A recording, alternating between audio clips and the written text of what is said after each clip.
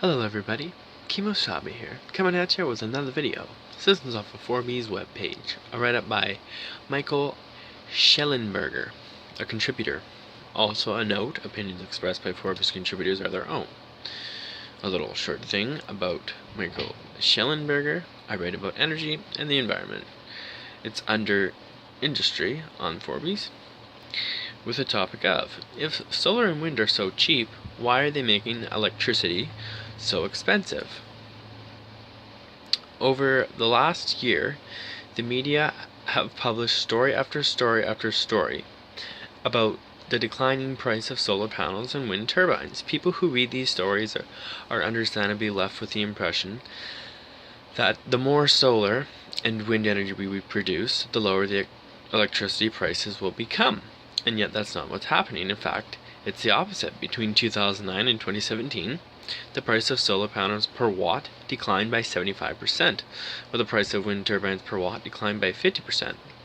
And yet, during the same period, the price of electricity in places that deployed significant quantities of renewable energies increased dramatically.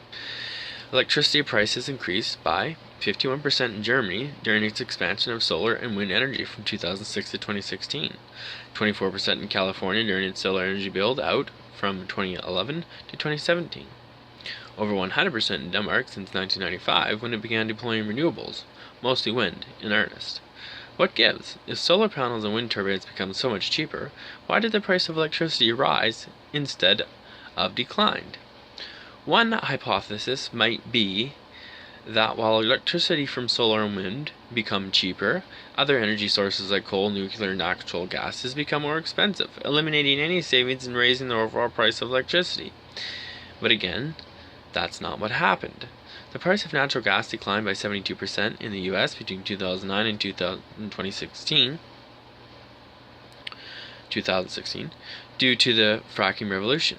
In Europe, natural gas prices dropped by a little less than half over the same period. The price of nuclear and coal in those places during the same period was mostly flat. Another hypothesis might be that the closure of nuclear plants resulted in higher energy prices. Evidence for this hypothesis comes from the fact that nuclear energy leader Illinois, France, Sweden, and South Korea enjoy some of the cheapest electricity in the world. Since 2010, California closed one nuclear plant to 140 MW installed capacity, while Germany closed 5 nuclear plants and 4 other reactors at currently operating plants, 10,980 MW in total. Electricity in Illinois is 42% cheaper than electricity in California, while electricity in France is 45% cheaper than electricity in Germany. But this hypothesis is undermined by the fact that the price of the main replacement fuels, natural gas and coal, remained low despite increased demand for those two fuels in California and Germany. That leaves us with solar and wind as the key suspects behind higher electricity prices. But why would cheaper solar panels and wind turbines make electricity more expensive? The main reason appears to have been predicted by a young German economist in 2013.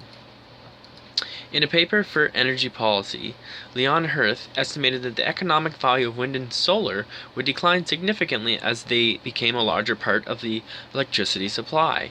The reason: their fundamentally unreliable nature. Both solar and wind produce too much energy when societies don't need it, and not enough when they do. Solar and wind thus require that natural gas plants, hydroelectric dams, batteries, or some other form of reliable power be ready at a moment's notice to start churning out electricity when the wind stops blowing and the sun stops shining. An unreliability requires solar and/or wind heavy places like Germany, California, and Denmark to pay neighboring nations or states to take their solar and wind energy when they are producing too much of it. Hirth predicted that the economic value of wind on the European grid would decline 40% once it becomes 30% of the electricity, while the value of solar would drop by 50% when it got to just 15%. In 2017, the share of electricity coming from wind and solar was 53% in Denmark, 26% in Germany, and 23% in California. Denmark and Germany have the first and second most expensive electricity in Europe. By reporting on declining costs of the solar panels and wind turbines, but not on how they increase electricity prices, journalists are intentionally or unintentionally misleading policymakers and the public about those two technologies. The Los Angeles Times last year reported that California's electricity prices were rising, but failed to connect the price rise to renewables, provoking a sharp rebuttal from UC Berkeley economist James Bushnell. The story of how California's electric system got to its current state is a long and gory one. Bushnell wrote, "But the dominant policy driver in the electricity sector has unquestionably been a focus on developing renewable sources of electricity generation. Part of the problem is that many reporters don't understand electricity. They think of electricity as a commodity when it is in fact a service like eating at a restaurant. The price we pay for the luxury of eating out isn't just the cost of the ingredients, most of which like solar panels and wind turbines have declined for decades. Rather, the price of services like eating out and electricity reflect the cost not only of a few ingredients but also their preparation and delivery. This is a problem of bias, not just energy illiteracy. Normally, skeptical journalists routinely give renewables a pass. The reason isn't because they don't know how to report critically on energy. They do regularly when it comes to non-renewable energy sources, but rather because they don't want to. That could and should change. Reporters have an obligation to report accurately and fairly on all issues they cover, especially ones as important as energy and the environment. A good start would be for them to investigate why, if solar or wind are so cheap, they are making electricity so expensive." There you have it, everybody. Hopefully you enjoyed it. Be awesome if you leave me some comments. Great if you subscribe. Kemo, Sabi out. We'll see you in the next one, everybody. Thanks. Bye.